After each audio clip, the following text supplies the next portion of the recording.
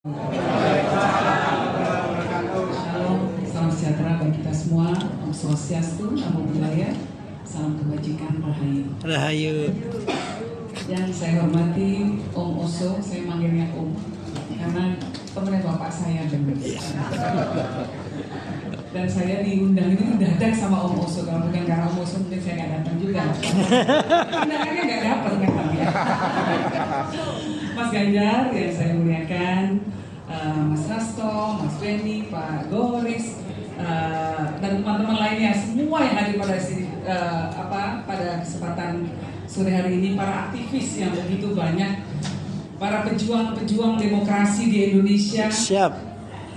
Orang-orang yang taat konstitusi, mereka semua yang menginginkan janji kemerdekaan Indonesia bisa ditunaikan dengan sebaik-baiknya. Itulah Bapak Ibu sekalian.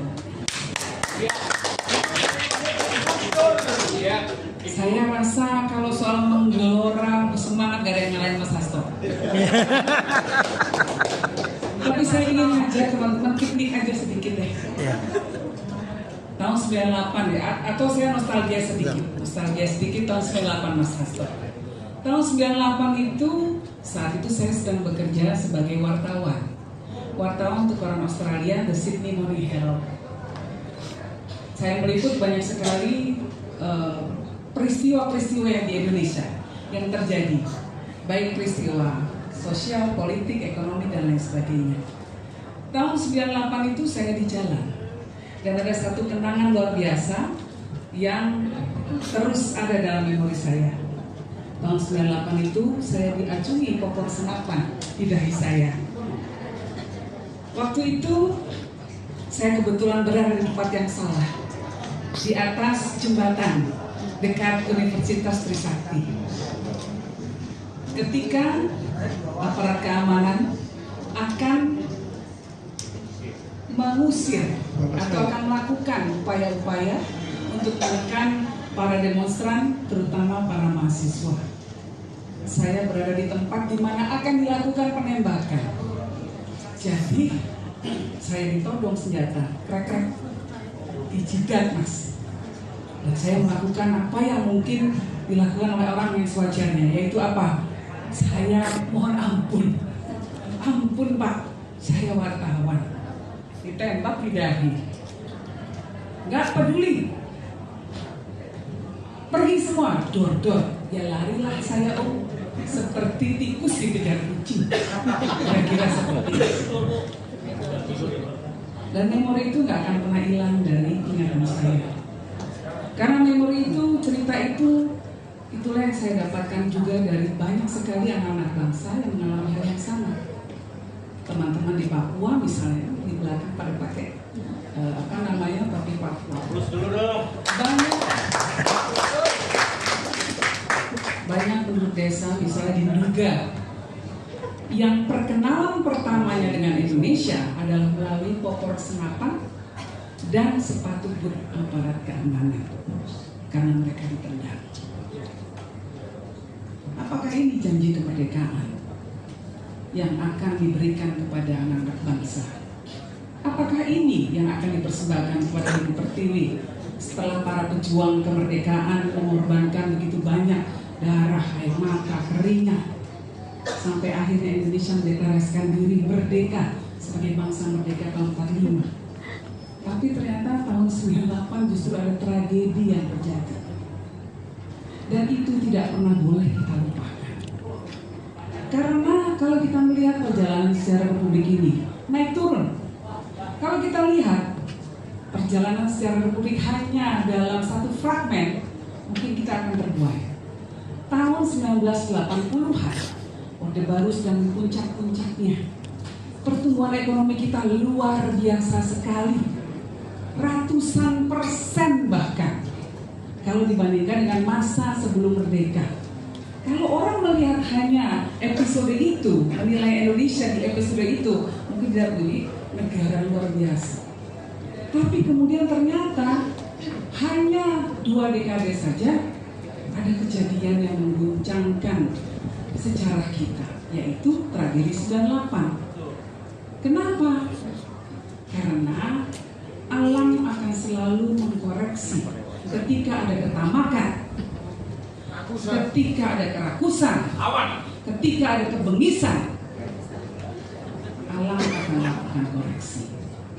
Tahun 97 Partai Golkar itu menang 74% di Indonesia. Tahun 98 tragedi terjadi. Mei 98. Karena apa? Faktor krisis ekonomi. Artinya bahwa pada waktu itu fondasi ekonomi kita secara fundamental sangat lemah. Karena apa? Tidak ditopang oleh hal-hal yang menguatkan. Padahal Indonesia punya begitu banyak hal yang seharusnya menjadi prasyarat negara maju. Kita ngomong mimpi Indonesia 2045 akan menjadi advanced nation, negara maju. Bisakah terjadi? Kita bandingkan Indonesia dengan negara tetangga kita Singapura. Indonesia begitu kaya akan kekayaan alam. Indonesia orangnya banyak, artinya labor force atau kekuatan pekerjanya jauh lebih banyak dari Singapura. Indonesia punya lahan yang begitu luas, tanahnya begitu subur, sehingga diversifikasi hasil pertanian bisa begitu banyak terjadi. Tapi kenapa kita kalah makmur dengan Singapura? Negara kecil, nggak punya minyak, tetapi menjadi pengekspor produk olahan minyak terbesar, salah satu yang terbesar di dunia. Nggak punya minyak sama sekali, nggak punya orang untuk melakukan transaksi finansial, transaksi perbankan, tapi dia menjadi salah satu financial hub atau pusat keuangan dunia yang terpercaya. Kenapa itu semua? Kok bisa dilakukan Singapura? Orangnya cuma kecil. Bahkan mungkin beberapa ratus ribunya, jutaan orang Indonesia yang tinggal di sana. Uangnya pun dari Indonesia. Kenapa orang Indonesia lebih suka menaruh uangnya di sana daripada di sini? Karena satu, di sana ada yang namanya the rule of law, penegakan hukum. Hukum dihormati, transaksi dihargai, kontrak dihargai, korupsi diperangi. Nah, kalau hal-hal semacam ini kemudian tidak kita atasi, percuma kita bicara tentang mimpi 2045. Kepastian hukum. Lalu kemudian ada investasi yang besar, negara melakukan investasi kepada rakyatnya. Rakyat betul-betul dicerdaskan, bukan dibodohi. Bukan cuma disuruh joget-joget aja. Jogetin aja. Gemoy, Step lolos jadi presiden. Yang akan menjadikan Indonesia negara maju. Kekayaan alam dikelola dengan sebaik-baiknya, bukan untuk kepentingan segelintir orang dan kroninya, tetapi betul-betul untuk kepentingan rakyat seluruhnya. Bapak Ibu sekalian, inilah tujuan kita bernegara. Dan teman-teman aktivis 98 membuktikan bahwa kalian ingin negara ini bisa maju, ingin meraih potensialnya, ingin meraih potensinya yang kita miliki, dan kalian berjuang. Nah, saya hari ini mengatakan bahwa perjuangannya belum selesai. Jaga stamina Anda semua. Contoh Bang Oso ini, ya Oso, ya. Bayangkan sudah titik terendah, naik lagi, titik terendah, naik lagi, dan itulah salah satu kunci menjadi pejuang. Punya stamina, punya konsistensi. Negara ini masih membutuhkan kontribusi dari Bapak Ibu sekalian. Negara ini masih membutuhkan kritik, memastikan bahwa pemerintah yang ada harus dikoreksi ketika kebijakannya melenceng dari kepentingan rakyat banyak.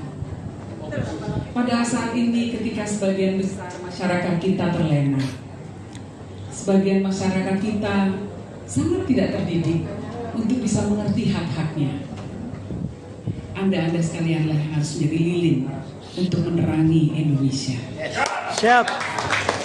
Ada sekalianlah yang harus terus mengumandangkan suara hati nurani masyarakat.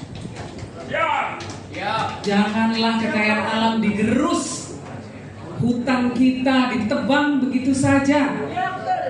Masyarakat adat terpinggirkan, tidak ada yang memikirkan. Negara ini dibangun untuk semua, bukan untuk kepentingan segelintir orang saja. Habisin. Jadi melalui acara halal bihalal ini, saya hanya ingin mengingatkan kepada kita semua, Siap, Dede. perjuangan masih panjang. Siap. Mimpi untuk mencapai Indonesia Emas 2045 masih adalah mimpi yang harus kita pelihara. Dan menjadi tugas kita semua untuk melakukan banyak hal untuk bisa meraih mimpi itu. Ada satu begawan ekonomi dunia namanya Adam Smith yang mengatakan bahwa the wealth of the nation it's its people, not its government. Jadi kekayaan dari sebuah bangsa itu adalah manusianya, bukan pemerintahnya. Selama masih ada pejuang-pejuang seperti Bapak Ibu sekalian, Siap. saya yakin Siap. Indonesia bisa meraih mimpinya. Hidup oposisi. Terima kasih. Hidup oposisi. The wealth of nation is its people, not the government. Ibu Yani Wahid, tepuk tangan yang luar biasa Bapak Ibu.